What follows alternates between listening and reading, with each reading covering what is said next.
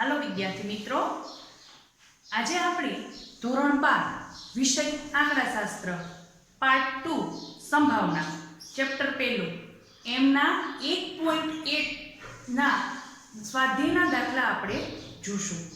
બરાબર, ઘણા વિદ્યાર્થી મિત્રોને રિક્વેસ્ટ આવી હતી કે મેડમ તમે ગણિત મોકલો. તો ચાલો આ હું વિડીયો મોકલું છું, તમે જોઈ અને પછી ન આવડે કે કોઈ પ્રશ્ન હોય તો કોમેન્ટ બોક્સમાં લખજો. ચાલો તમે સ્વાધ્યાય 1.1 એમાં પહેલો જ દાખલો સ્વાધ્યાય 1.1 દાખલો પહેલો, 3 સિક્કા એક સાથે ઉછાળવાનો નિર્દોષ અવકાશ લખો.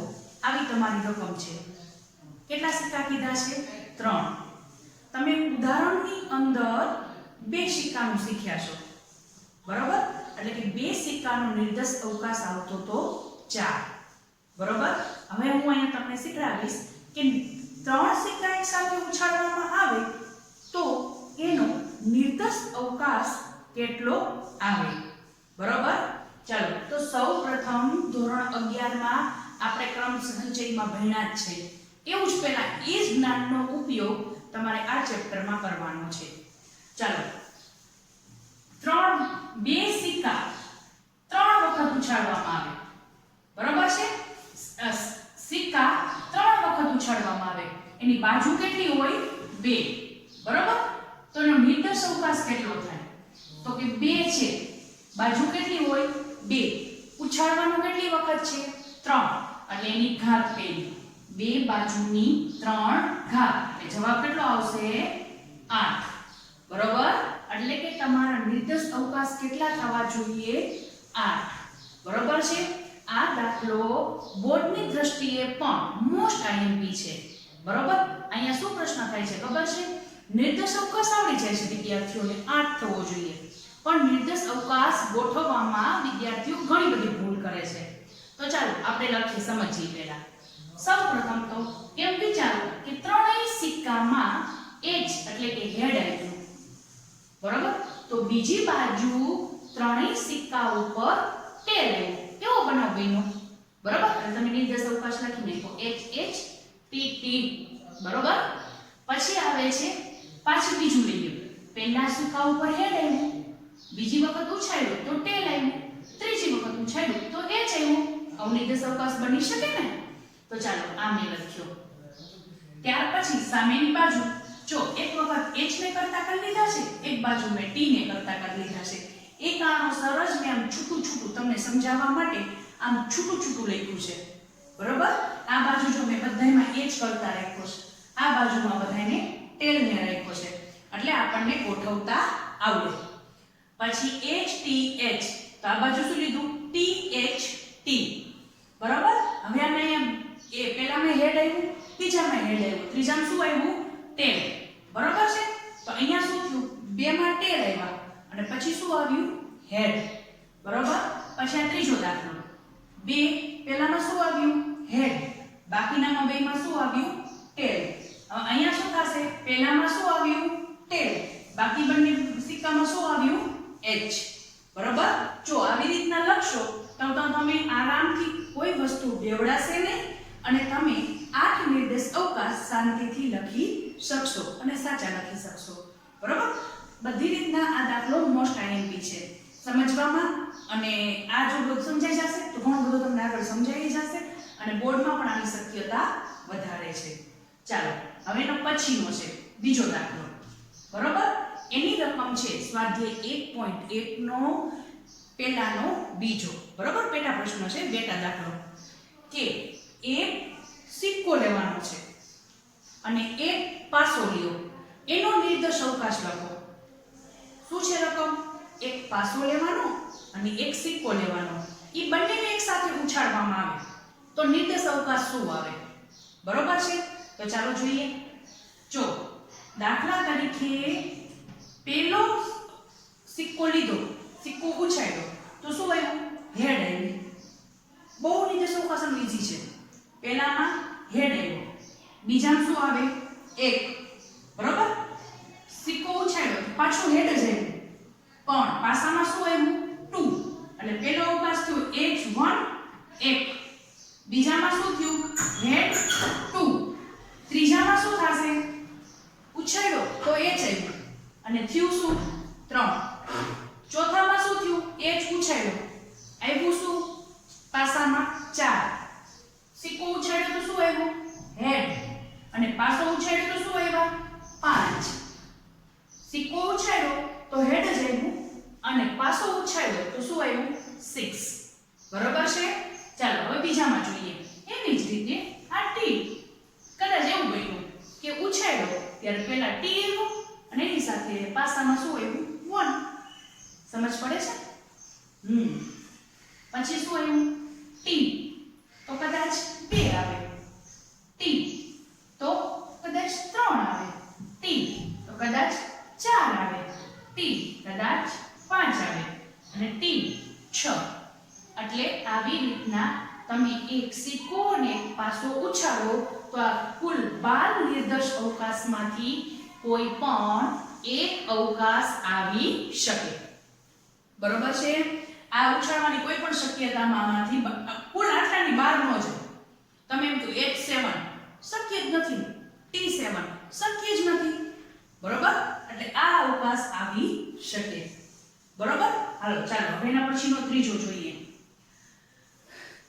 5 ABCDE 5 વ્યક્તિઓ આપ્યા છે એને તમારે એમાંથી 2 વ્યક્તિઓને સાથે ગોઠવવાના છે બરોબર ત્રીજાની રકમ શું છે 5 વ્યક્તિઓ આપ્યા છે એમાંથી 2 ને તમારે સાથે ગોઠવવાના છે તો પાછું 11 યાદ કરવાનું 5C2 5 માંથી કેટલા પસંદ કરવાના છે 2 બબેના જોડકા બનાવવાના છે તો 5C2 એટલે કેટલા આવશે કુલ પરિણામ કેટલા આવશે 10 કેટલા આવશે 10 તો ચાલો જોઈએ કેવી રીતના જો આને ગોઠવવામાં બહુ ધ્યાન રાખવાનું આવડી ગયું ખબર પડી ગઈ કે 5 માંથી 2 ગોઠવવાના છે એટલે 5C2 બરોબર 5C2 પછી એટલે 5C2 કરો એટલે તમને આવડે જ છે સંચયને ગોઠવતા 5 × 4 છેદમાં જો આ રીતના હોય છે ને આપણે 5 × 4 છેદમાં 2 × 1 એટલે 20/2 ઇક્વલ કેટલા પરિણામ આવે 10 જો 10 પરિણામ આવ્યા ચલો હવે આપણે ગોઠવતા જઈએ 5 એટલે આપણે 5 વ્યક્તિ તરીકે ABC રકમમાં આપ્યા છે એટલે મેં નથી લખ્યા પહેલી વ્યક્તિ A હોય તો બીજી વ્યક્તિ હું કોણ પસંદ કરું B આવું બની શકે અથવા એવું નથી બનાવું પહેલી વ્યક્તિ કોણ પસંદ થઈ A અને બીજી વ્યક્તિ કોણ પસંદ થાય C હવે પહેલી વ્યક્તિ કોણ પસંદ થાય A બીજી વ્યક્તિ કોણ પસંદ થાય D બરાબર હવે એવું બને પહેલી વ્યક્તિ કોણ પસંદ થઈ A બીજી વ્યક્તિ કોણ થાય E બરાબર હવે એવું નથી થતું આવું બને કદાચ પહેલી વ્યક્તિ કોણ હોય D બીજી કોણ હોય C પછી પહેલી વ્યક્તિ કોણ હોય B એની પછીની વ્યક્તિ કોણ હોય D પછી B એની સાથે E બરાબર પછી C પછી D C E B ને E આનું એક કારણ તમે જોયું એકદમ ઈઝી છે પહેલા A કરતા બન્યા બરાબર પછી કોણ કરતા બન્યા D બરાબર પછી કોણ કરતા બને છે C બરાબર અને પછી કોણ આવે છે D એટલે 10 પરિણામ તમારા આવી ગયા ઓકે આની અંદર બહુ લોજિકલ દાખલો છે સામાન્ય લોજિક છે શું કીધું છે કે એક પરીક્ષામાં 100 ગુણની પરીક્ષા છે એમાં વિદ્યાર્થીઓને 9 નિર્દેશ અવકાશ લખો અને નિર્દેશ અવકાશની સંખ્યા લખો હવે બોર્ડવાળાને વિચારીને જાઓ દાખલો મૂકતા હશે ને બરોબર હવે તમે એમ કહો 100 માર્ક્સની પરીક્ષા છે 1 માર્કથી સામાન્ય વ્યક્તિ હોય તો 1 માર્ક્સથી ચાલુ કરે 1 થી 100 અને બે નિર્દેશ અવકાશ તો 100 જ આવશે એવું તમે સામાન્ય રીતના બોલી દો પણ નહીં નિર્દેશ અવકાશ 101 આવશે કેમ જો 100 માર્ક્સની પરીક્ષા છે 1 માર્ક આવે 5 માર્ક આવે 15 માર્ક આવે એવું 1 થી 100 આવ્યા છે પણ કોક વિદ્યાર્થી હોય એને 0 માર્ક્સ નો આવે ને હા એટલે 0 માર્ક્સ થી લઈ તે છેક 100 સુધી માર્ક્સ આવી શકે તો એનો નિર્દેશ અવકાશ કેટલો આવશે 101 છે ને દોઢ લીટીનો દાખલો જવાબ એક જ લીટીનો પણ કેવો છે? તાર્કિક. બરોબર? એટલે ખાસ ધ્યાન રાખજો કે જ્યારે આવો દાખલો પૂછાય ત્યારે તમારી સેજ બુદ્ધિ આગળ હલાવી અને દાખલો ગણવો પડે. કદાચ 0 માર્ક પણ આવી શકે. એટલે કુલ નિર્દેશ અવકાશ કેટલો થયો? 101. બરોબર? ચાલો હવે એના પછી જોઈએ. એના પછીની રકમ છે કે 4 વ્યક્તિઓમાંથી કોઈ પણ 4 વ્યક્તિઓમાંથી એક મંત્રી અને એક સહમંત્રી ગોતવાના છે. આવો કંઈક રકમ છે. બરોબર? તો ચાલો આ રકમ પણ મારા ખ્યાલથી 11 માં આવી જ ગયું છે ક્રમ સંચયની અંદર. બરોબર? તો ચાલો જોઈએ. ધારો કે 4 વ્યક્તિ છે. બરોબર? એમાંથી 4 વ્યક્તિ છે A B C D. બરોબર? એમાંથી એક શું રાખવાનો છે? મંત્રી. એટલે 4C1. બરોબર? એક તમ શું લઈ લીધો? મંત્રી. એટલે 4C1. હવે એક મંત્રી લેવાઈ ગયો તો પાછળ કેટલી વ્યક્તિ બચી? 3. એટલે એમાંથી આપણે શું લઈશું? સહમંત્રી. એટલે 3C1. એટલે નિર્દેશ અવકાશ કેટલો થશે? 4 4C1 એટલે 4 અને 3C1 એટલે 3. 4 તરી 12. તો નિર્દેશ અવકાશ કેટલો આવશે? 12. જો આવું તાર્કિક તમને આવડવું જ જોઈએ. આ તાર્કિક તમને સંભાવનાની અંદર આવડે તો બહુ જ દાખલા ઈઝી પડી જાય. બરોબર? હાલો એટલી તો ખબર પડી ગઈ કે 12 નિર્દેશ અવકાશ આવશે. હવે આ નિર્દેશ અવકાશ ગોઠવવું એ થોડું કહેવાય ને થોડું બોરિંગ કામ છે. થોડું વિચારી કરવું પડે. કેમ કે 9 10 સુધી તો પહોંચી જવાય. છેલ્લા 1 2 મળે નહીં. એટલે આમાં ક્રમિક ચાલ્યું જવાનું. જો તમે દાખલાની અંદર ક્રમિક જાશો તો તમને બહુ જ મજા આવશે. તો ચાલો હવે આપણે ગોઠવીએ. પહેલી વ્યક્તિ મંત્રી તરીકે મેં A ને લીધા તો સહમંત્રી કોણ આવ્યા? B. એવી જ રીતે મંત્રી તરીકે A ને જ રાખ્યા તો સહમંત્રી કોણે લીધા? C ને. મંત્રી તરીકે A લીધા તો સહમંત્રી કોણ આવ્યા? D. બરાબર? 3 અવકાશ ગોઠવાઈ ગયા. A જેમાં મંત્રી છે અને B C ને D કેવા થયા? સહમંત્રી. હવે B મંત્રી લઈએ. B ને મંત્રી તરીકે લઈએ તો C શું આવશે? સહમંત્રી. B મંત્રી તરીકે તો D શું આવ્યા? સહમંત્રી. હવે C ને લઈએ. C મંત્રી તો D શું થયા? સહમંત્રી. બરાબર? આ 6 તો ગોઠવાઈ ગયા.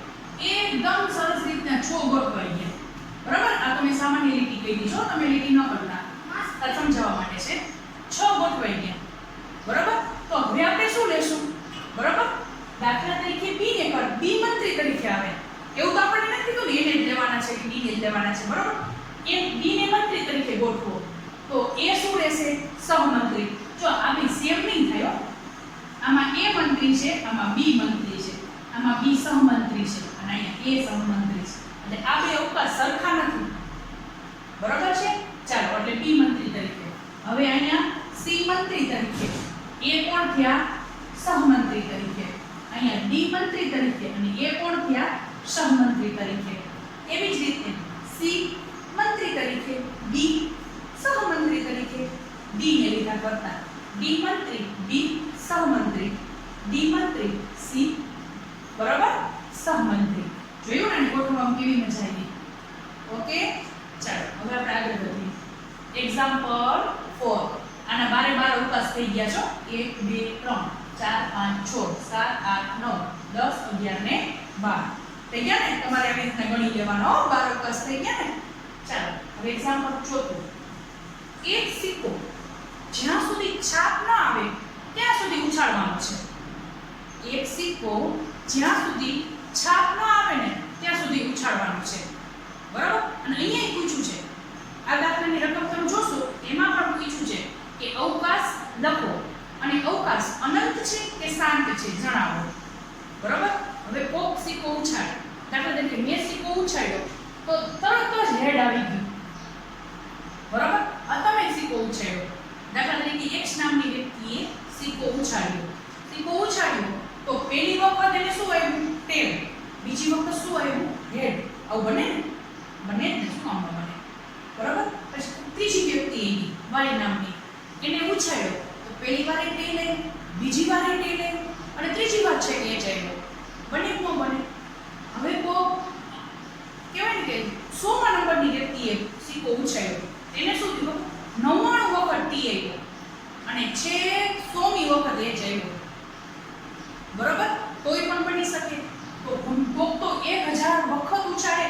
ત્યારે છેક એજ આવે. તો કોક કરોડ વખત ઉચ્ચારે ત્યારે પછી એજ આવે. તો આનો નિર્દેશ અવકાશ કેવો થશે? અનંત નિર્દેશ અવકાશ થશે.